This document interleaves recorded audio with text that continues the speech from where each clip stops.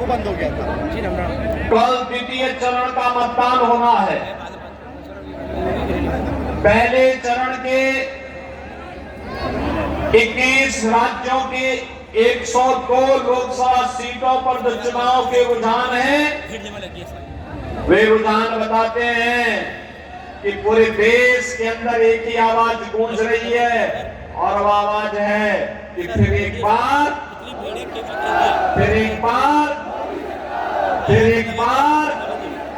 मोदी सरकार का। बहनों भाइयों, जो ये पूरे देश के अंदर की आवाज है, ये आवाज वो आवाज है जो 10 वर्ष के अंदर मोदी जी के नेतृत्व में एक बदलते हुए भारत को हमने देखा है। बहनों भाइयों, एक ऐसा भारत जिस भारत का दुनिया के अंदर सम्मान है, जिस भारत के अंदर सबको सुरक्षा है, सीमाएं सुरक्षित हैं, आतंकवाद और नक्सलवाद को उसकी सही जगह पहुंचाने का काम किया गया है। विकास के बड़े बड़े कार्य हो रहे हैं। गरीब कल्याणकारी योजनाओं का लाभ बिना भेदभाव के समाज के प्रत्येक तबके को प्राप्त हो रहा है। बहनों और भाइयों, गरीबों के नाम पर आने वाले, जाति के नाम पर शासन करने वाले लोगों ने कभी भी गरीब को उसका हक देने का काम नहीं किया। मोदी जी ने 10 वर्ष के अंदर जो प्रयास किए, इन 10 वर्षों के प्रयासों का परिणाम है कि 25 करोड़ लोग गरीबी रेखा से उभरे हैं, 80 करोड़ लोग फ्री में राशन की सुविधा का लाभ प्राप्त कर रहे हैं, 60 करोड़ लोगों को आयुष्मान भारत में 5 लाख रुपए की स्वास्थ्य बीमा का कवर मिल रहा है, और 50 लाख लोग, 50 करोड़ लोग देश के अंदर ऐसे हैं जिन गरीबों के जनधन अकाउंट खोल करके उन्हें शासन की योजना सीधे उनके खाते में पहुंच रही है। बहनों और भाइयों, 12 करोड़ किसानों को प्रधानमंत्री किसान सम्मान निधि का लाभ, 12 करोड़ गरीब घरों में शौचालय का निर्माण, 10 करोड़ लोगों में रसोई गैस का सिलेंडर वितरित होना, 10 करोड़ लोगों, 10 करोड़ महिला स्वयंसेवी समूह के माध्यम से महिलाओं को आर्थिक स्वावलंबन की ओर अग्रसर करना, 4 करोड़ गरीबों के मकान बन जाना, और 2.5 करोड़ घरों तक बिजली पहुंचाने का काम मोदी जी के नेतृत्व में भारतीय जनता पार्टी की सरकार ने देश के अंदर हर गांव, हर गरीब, हर किसान, हर नौजवान और हर महिला के जीवन में खुशहाली लाने के लिए किया। बहनों भाइयों, एक तरफ विकास और विकसित भारत की संकल्पना के साथ मोदी जी इस 2024 के लोकसभा चुनाव में आपके सामने हैं, और दूसरी ओर सपा, कांग्रेस का इंडी गठबंधन और बहुजन समाजवादी पार्टी अपने अपने कुनबे के साथ फिर से इस चुनाव में आ गई है। चुनाव के पहले लोग दिखाई नहीं देते, चुनाव के दौरान आकर के तमाम प्रकार के राग रचते हुए दिखाई देते हैं। मैं पूछना चाहता हूं बहनों और भाइयों, आप लोगों से मैं पूछना चाहता हूं आपसे, एक बार समाजवादी पार्टी से पूछिए कि समाजवादी पार्टी एक तो बात कहे कि जब अयोध्या में प्रभु श्री राम लला की 500 वर्षों के बाद प्राण प्रतिष्ठा की बात आई तो कांग्रेस और समाजवादी पार्टी के लोगों ने कार्यक्रम का बहिष्कार क्यों किया? क्या अयोध्या में रामलला का भव्य मंदिर नहीं बनना चाहिए था क्या? आप राम मंदिर के पक्ष में हैं या विरोध में? आप पक्ष में है ना? राम मंदिर बनना चाहिए ना? समाजवादी पार्टी ने या कांग्रेस ने विरोध किया। बहनों और भाइयों, मुझे एक बात बताओ, क्या सपा को कांग्रेस के साथ गठबंधन करना चाहिए था क्या? अच्छा, जो कांग्रेस कहती है कि राम और कृष्ण हुए ही नहीं, यानी राम के अस्तित्व को भी झुठलाते हैं, भगवान कृष्ण के अस्तित्व को भी झुठलाते हैं, और फिर भी समाजवादी पार्टी जबरदस्ती कांग्रेस के गले में हार बनना चाहती है। ये तो है इनके हाल। और ये किसके लिए? आपने कल कांग्रेस के एक महत्वपूर्ण नेता के सलाहकार के वक्तव्य को आपने पढ़ा होगा। उन्होंने क्या वक्तव्य दिया? उन्होंने वक्तव्य दिया, उनका वक्तव्य है कि देश के अंदर कांग्रेस नेतृत्व की सरकार आएगी तो विरासत टैक्स लगाएगी। बहनों और भाइयों, ये विरासत टैक्स क्या है मालूम है आपको? ये विरासत टैक्स है कि आपके बाप दादों ने जो संपत्ति अर्जित की है, इस संपत्ति के बाद आधी संपत्ति कांग्रेस और समाज के लोग हड़प लेंगे। आपको संपत्ति से वंचित करने का एक कुत्सित प्रयास। दूसरा, इनके द्वारा कहा जा रहा है, कल कांग्रेस के लोगों ने कर्नाटक के अंदर क्या किया? कर्नाटक में कांग्रेस की सरकार है, उन्होंने कहा ओबीसी के आरक्षण में उन्होंने 32% आरक्षण बहनों और भाइयों मुस्लिम लोगों को दे दिया। यानी कांग्रेस ओबीसी के, पिछड़ी जाति के लोगों के आरक्षण को डकैती डालने का काम कर रही है, उसको बांटने का काम कर रही है। और ऐसा नहीं कि पहली बार हो रहा है। याद करिए, जब कांग्रेस नेतृत्व की यूपीए सरकार थी और सपा और बसपा दोनों कांग्रेस नेतृत्व की यूपीए सरकार का समर्थन कर रही थी, उस समय क्या आलम था? उस समय उन्होंने एक जस्टिस रंगनाथ मिश्रा कमेटी गठित की थी।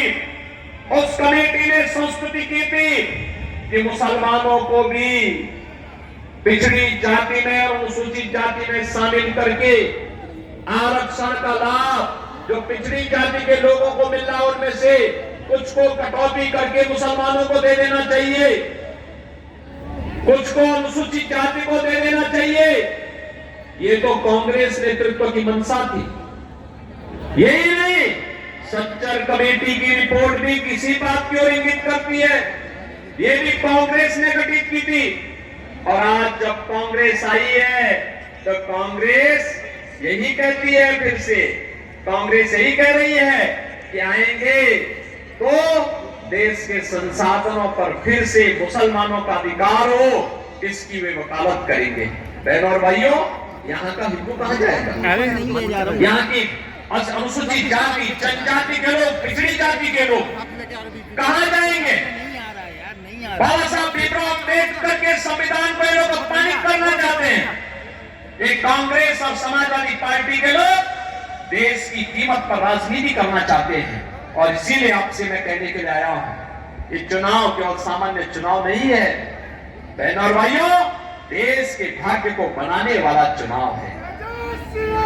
आपने मोदी जी को 2014 में वोट दे करके देश की सत्ता सौंपी, तो मोदी जी ने देश की तस्वीर और तकदीर को बदलने का काम किया। कांग्रेस के हाथों में सत्ता थी, देश के अंदर आतंकी वारदात होती थी। कल मैं समाजवादी पार्टी की क्षेत्रीय के एक नेत्री के बयान को पढ़ रहा था, और बहनों भाइयों, इसके द्वारा कहा जा रहा था कि मोदी जी ने जो बात कह दी है कि कांग्रेस का घोषणा पत्र कहता है कि हम गरीबी हटाएंगे। अरे गरीबी हटाओ का नारा कांग्रेस का आज से है क्या?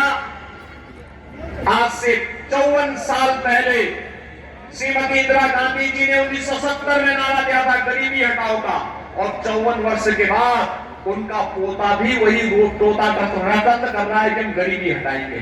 अरे 65 वर्षों तक शासन किए थे, तब तो कुछ कर नहीं पाए थे, और आज गरीबी हटाओ की बात याद आ रही है।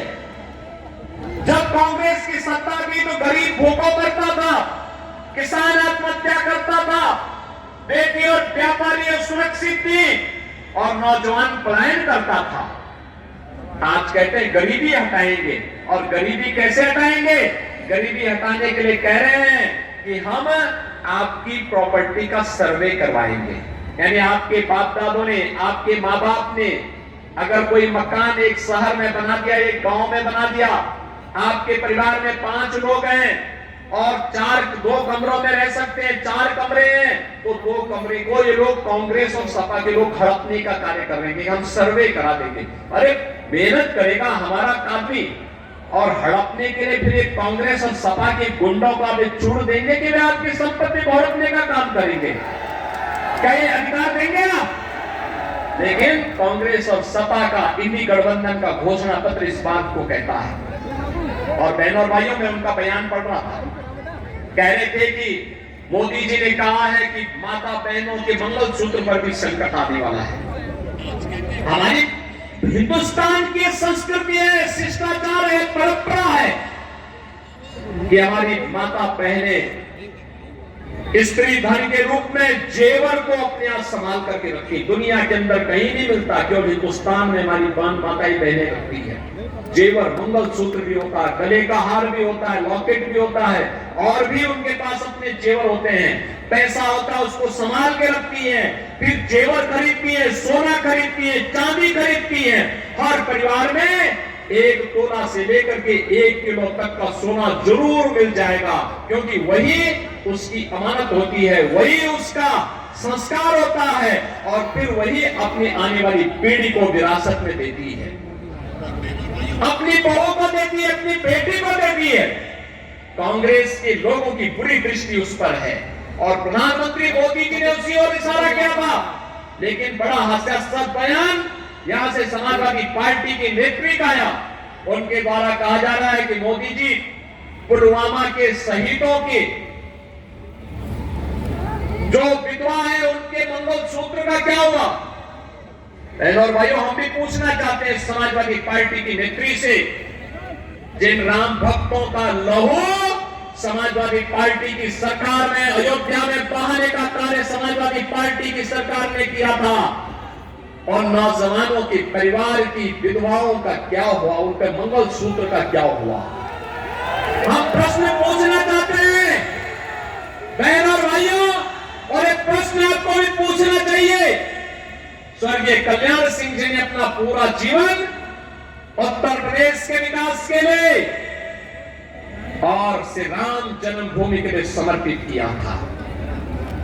कल्याण सिंह जी की मृत्यु हुई, होता है, मृत्यु होती है।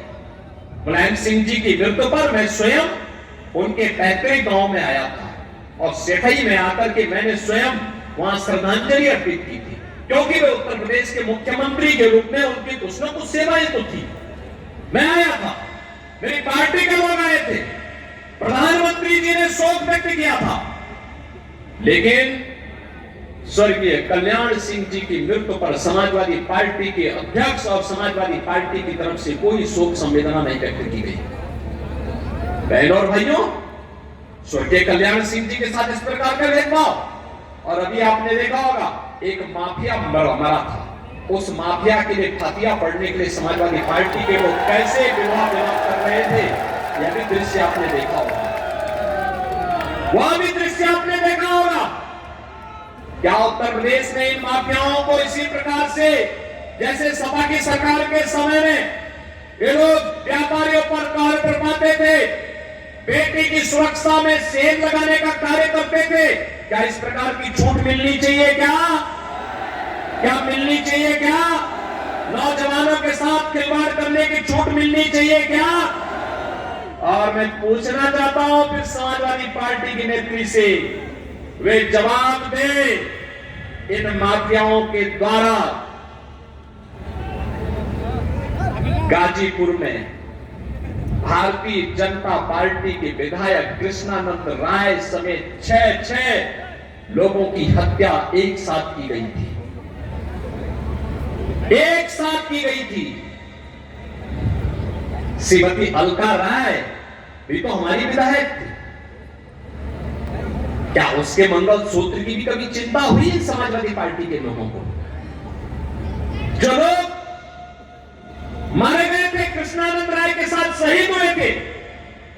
उनकी विधवाओं का क्या हुआ? नंदकिशोर रुंगटा विश्व हिंदू परिषद के अंतरराष्ट्रीय कोषाध्यक्ष थे। नंदकिशोर रुंगटा के निर्मम हत्या कर दी गई थी, अपहरण करके निर्मम हत्या माफियाओं के द्वारा, समाजवादी पार्टी की सत्ता के समय इनके द्वारा प्रश्रयहीन माफियाओं के द्वारा कर दी गई थी। उनकी विधवा का क्या हुआ?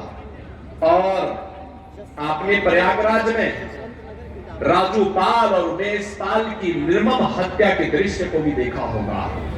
बहनों और भाइयों, हम प्रश्न पूछना चाहते हैं समाजवादी पार्टी से, क्या राजूपाल ये भी तो पिछड़ी जाति के थे और देशपाल भी तो पिछड़ी जाति के थे, इनकी विधवाओं के मंगलसूत्र क्या हुए? कभी इन्होंने कभी अपने कृत्यों पर पश्चाताप करने का भी प्रयास समाजवादी पार्टी ने किया है। ये देश के साथ खिलवाड़ करने का काम कर रहे हैं, देश की कीमत पर राजनीति करना चाहते हैं। बहनों और भाइयों, आज हम सब आपसे यही कहने के लिए आए हैं, भारतीय जनता पार्टी देश के लिए राजनीति करती है। यह देश विकसित भारत के रूप में स्थापित हो, आत्मनिर्भर भारत बने। आत्मनिर्भर भारत बनेगा तो आत्मनिर्भर युवा बनेगा, आत्मनिर्भर महिलाएं बनेगी, आत्मनिर्भर किसान बनेगा, आत्मनिर्भर व्यापारी बनेगा और देश के अंदर खुशहाली आएगी। और मोदी जी इसी के लिए कार्य कर रहे हैं। लेकिन बहनों और भाइयों, मुझे देखकर क्या आश्चर्य होता है। अब मुझे बताओ, समाजवादी पार्टी ने जो टिकट दिए हैं, पहले समाजवादी पार्टी की सत्ता तो नहीं आती, कभी नहीं आनी। तो प्रदेश की जनता ने ठुकरा दिया तो देश की जनता कहां पूछ रही है? पूछ रही है क्या? पूरे देश के अंदर, पूरे प्रदेश के अंदर समाजवादी पार्टी, पूरे देश के अंदर समाजवादी पार्टी कुल 63 से 64 या 65 सीटों पर चुनाव लड़ रही होगी, इससे ज्यादा सीटों पे चुनाव नहीं लड़ी। और सरकार बनाने के लिए, केंद्र में सरकार बनाने के लिए बहुमत चाहिए 273 सीट का। बताओ, 273 सीट का बहुमत चाहिए और चुनाव लड़िए केवल 63 से 65 सीट पर, और कह रहे हैं हम सरकार बनाएंगे। क्या सरकार बनाएंगे? कैसे में हैं? क्या सरकार बनाएंगे? क्या कांग्रेस क्या सरकार बनाएगी? कांग्रेस स्वयं इतनी सीटों पे चुनाव नहीं लड़ रही है। क्या कांग्रेस सरकार बनाएगी? क्या कांग्रेस के नाम पे कोई आपके यहां वोट देता है क्या? बहनों और भाइयों, इन लोगों ने प्रदेश को तबाह किया था माफियाओं के हाथों। और मुझे तरस तो इस बेचारे शिवपाल पे आती है। वो तो केवल जैसे सत्यनारायण की कथा में जजमान एक होता, वो कथा सुनता है और बाद में अन्य लोगों को चूर्ण वितरण कर दिया जाता है। तो ये केवल चूर्ण खाने वाले व्यक्ति रह गए हैं। कभी नेताजी मुलायम सिंह जी के मुख्य सिपा सालार हुआ करते थे, पूरे प्रदेश में तूती बोलती थी, और आज क्या हालत है। यानी कहीं कोई कार्यक्रम हो रहा है तो उनको बैठने के लिए सोफा नहीं मिलता, हत्ता मिलता है बैठने के लिए, हत्ता। और चूरण खाने के आदि हो गए। और इसीलिए मैं आप सबसे कहना चाहता हूं, अरे वीर भूमि है, चूरण मत खाइए।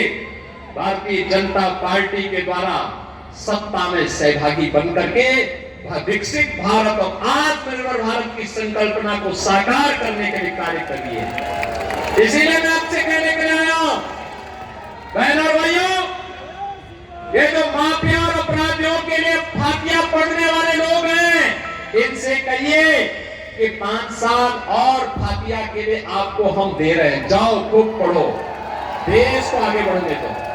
सहमत है ना? और यही कहने के लिए आज मैं आया। देख रहे हैं ना, ये माफिया अपराधी जब पहले चलते थे, इनके काफिले निकलते थे, ताकि अन्य लोगों का आना जाना बंद हो जाता था।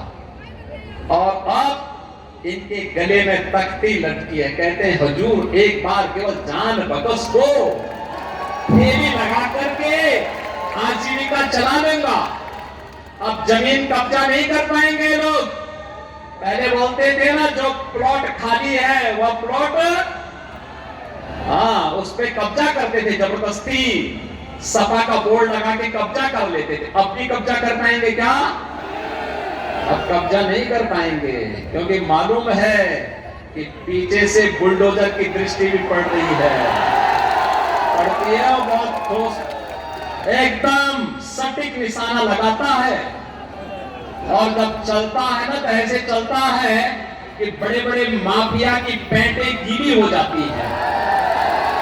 और बहनों और भाइयों, मैं यही कहने के लिए आया हूं, ये हमारे लिए गौरव की बात है। 500 वर्षों के बाद अयोध्या में रामलला विराजमान हुए हैं, हुए हैं ना, हुए हैं, कोई संदेह है क्या? भाजपा जो कहती है सो करके दिखाती है।